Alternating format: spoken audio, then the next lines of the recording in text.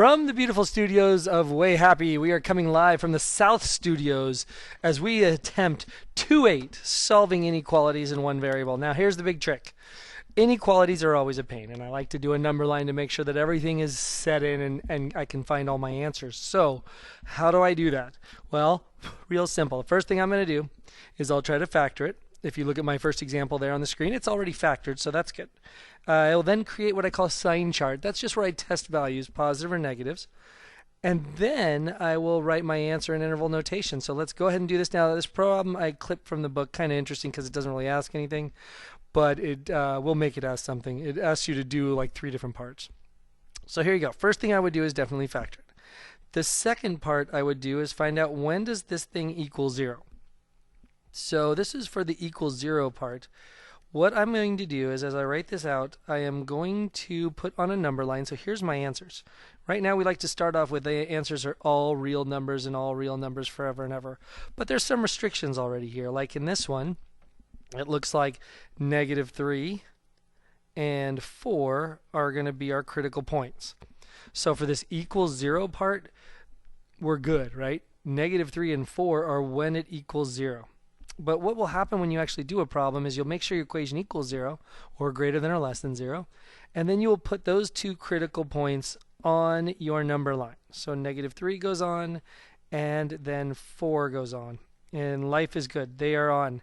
Now that was the answer to part A, and so I'm done, right? Part B says when will this equation be positive? So what does that mean? That means that, here we'll do it in red, that when is x plus 3 and x minus 4 squared, when is that greater than 0? So what you would do in this case is you would first find those 2 zeros, you'd put those critical points on your number line, and you would use an open circle because of the fact that that is just a greater than, or in any case a less than sign. If it was equal to, then we would fill them in. So I'm going to have open circles at 3 and 4. And now you test regions. And what I mean by that is you test any number you want over here. I'm going to pick -10. When I plug -10 in, I get -7, but I just get a negative number. And when I plug -10 in, I get -14, but it gets squared and I get a positive number. And these two multiplied together will be a negative number, and a negative number is never ever greater than 0. So therefore, none of these guys will ever be greater than 0, or will they be positive? So that will never be a solution area. And I will do the same thing now with a number in this region. I need something between -3 and 4. Let's try 0. When we try 0, we get a positive here, and we get a positive out of there because of the squaring. A positive is always greater than 0, so therefore all of these guys are solutions. And last but not least, we test the right side. Anything bigger than 4. I will test 10. I get a positive and a positive.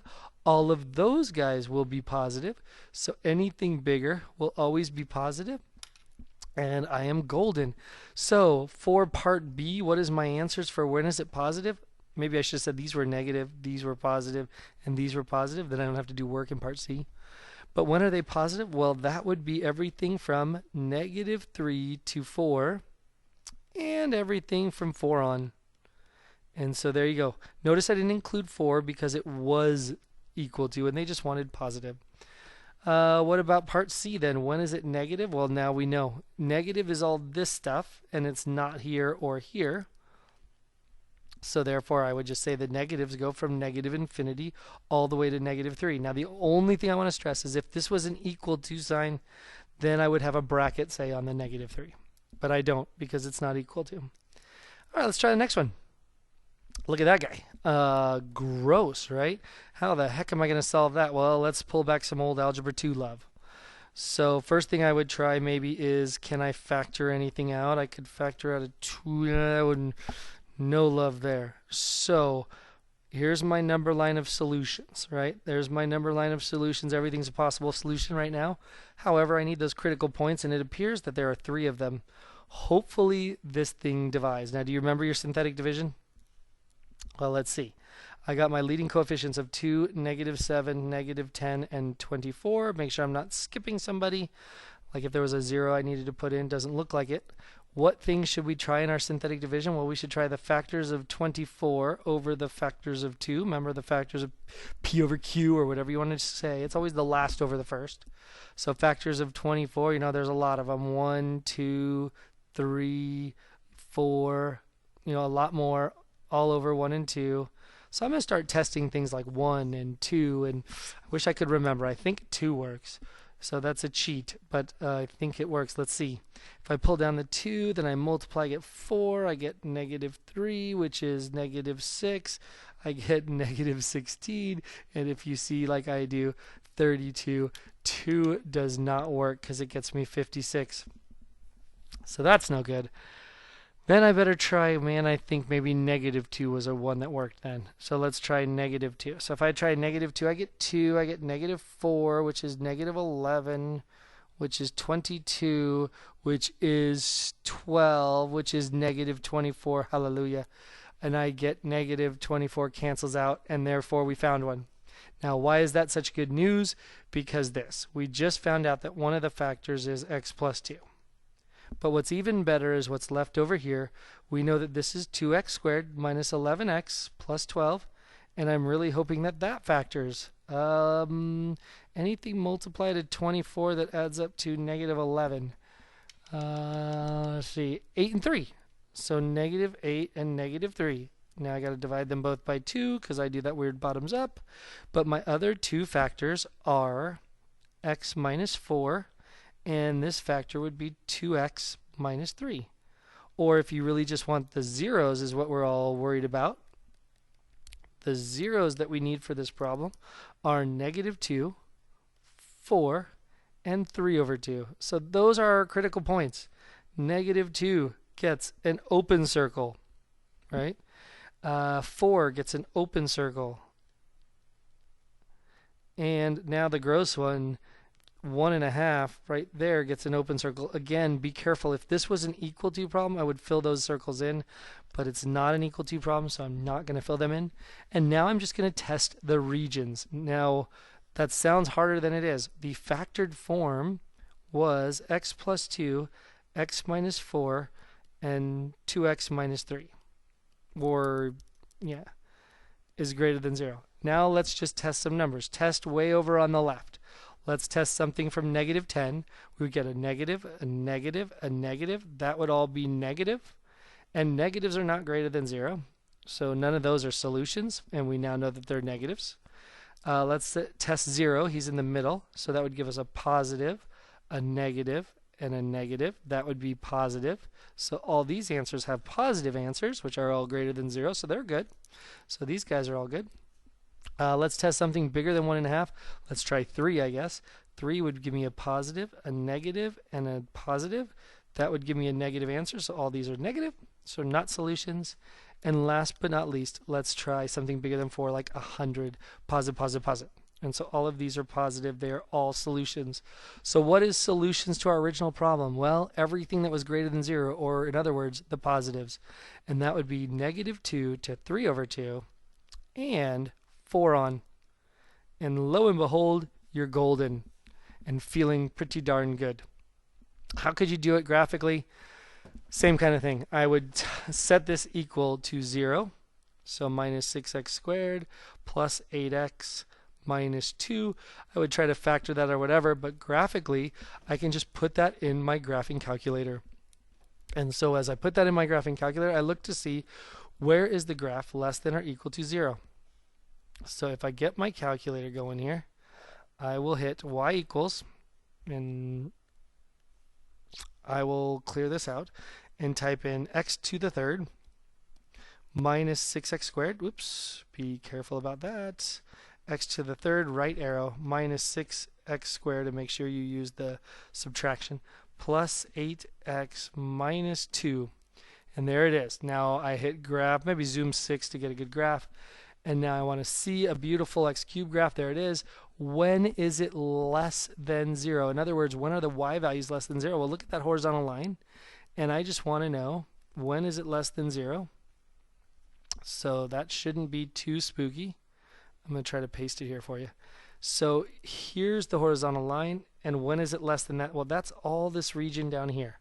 So what x values is that for? It looks like there's a little break in it, but it looks like negative infinity to something, and then from something to something, right? And then I'm done. So now I just got to find where those somethings are, and that's where I use my graph. All right, and as I was cut off, I filled that in. This was the first one I found actually using Desmos. If you want to see it right there, I graphed it on Desmos. I just pulled them on. Otherwise, on the calculator, I'm going to use the zeros feature, which if you want to see that, it's second calculate, and then you pick number 2, the 0.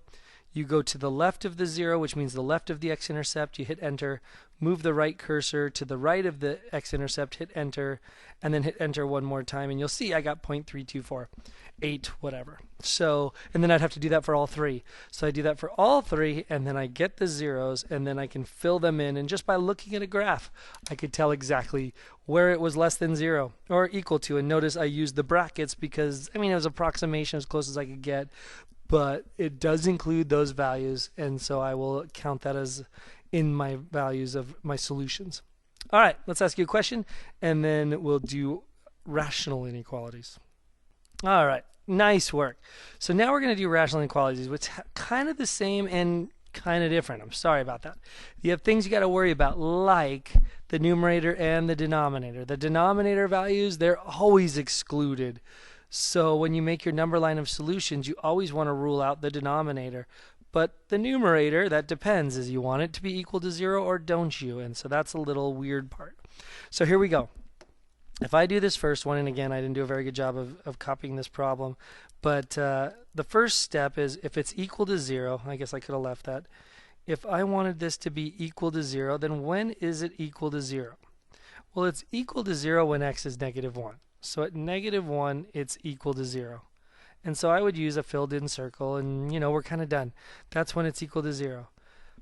Right? So finished in part A, when x equals negative 1. Part B, though, a little more fun. When is it undefined? Well, it's undefined at 2 places. It's undefined when x is negative 3 and when x is 1. Those are our vertical asymptotes, and those are very, very bad. So I'll use a dashed line because it can never be that, or put an open circle to remind yourself. And at negative 3, same thing, open circle if you like. You pick. Those values can never ever be in our solution. So again, remember, we say the whole number line's a solution. Well, not anymore. Those 2 are bad. And if this was now, then now we're done with that. Part C says, well, when's it positive? So again, I'm going to test some values and see when x plus 1 over x plus 3, x minus 1 is greater than 0. So that's positive. Now, if this is where it would be a little weird. If it was an equal to sign, I'd have the filled in circle at negative 1. If it's not, then I'm just going to plot in the points, the critical points. So we have critical points at the denominator, right? Those 2 guys need to be on our number line. We have a critical point now at the numerator. Negative 1 also has to be there. And since I don't want to include it in this case, I'm going to use an open circle. But that's the numerator is the one that could be the open or the closed circle, while the denominator will always be an open circle. And now you just go ahead and you plug in values, and then again using your sign chart. So what's going to happen? As I pick something very, very small, this was negative 3, so I need negative 100. I would have a negative number over a negative times a negative. So that's a negative over a positive. That's negative. All these guys are negative over here. Now between negative 3 and negative 1, I only got one choice really. I got a lot of choices, I know, but one that makes sense. I will try negative 2.